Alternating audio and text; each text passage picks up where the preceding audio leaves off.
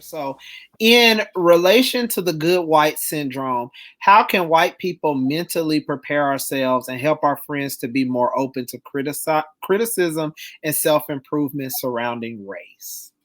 I think that's a really. I'll start, Chelsea, and I'll lob to you in a moment.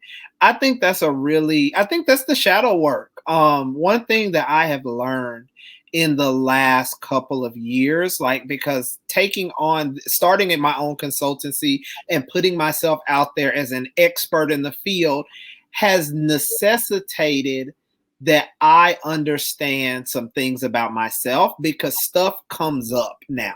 Like I'm having to relearn the impact of talking about race all the time and being around so many white people. It has an impact on who I am. And so I am now forced to learn where that's coming from. So I have to go to therapy. I have to have friends who have social emotional intelligence who can help me identify feelings. Like when I had a situation happen the other couple of weeks ago, I had to text Chelsea and say, hey, I think I just experienced a traumatic situation. Can you tell me what trauma looks like? Like, what are the phases of trauma? And she was able to, inform me. It normally looks like this, and this in the beginning. And I was like, oh, I'm experiencing all of that.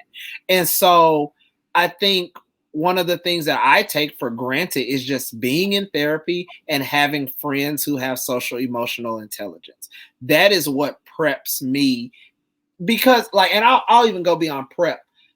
And this is like a new thing that I'm learning right now. I don't have to be prepared for everything. What I am learning is that if I fall one day, I can get up. Like my legs still work. If I break something, I can fix it. And so like I'm in this transition of going out into the world every day braced for the worst type of racism. Whereas now I go out and I am more relaxed and I'm calm and I'm thinking about, oh, well, I'm just going to go have me a piece of burger down to the burger shack. And I know that if something off the wall happens, my people, my therapist, I'm going to get put back together. It's going to be okay.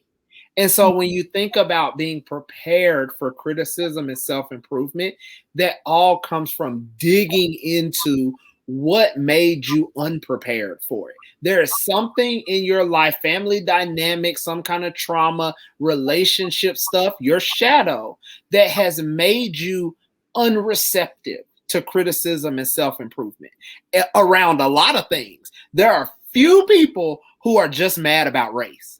Like there's more. And so that would be my push is get in therapy.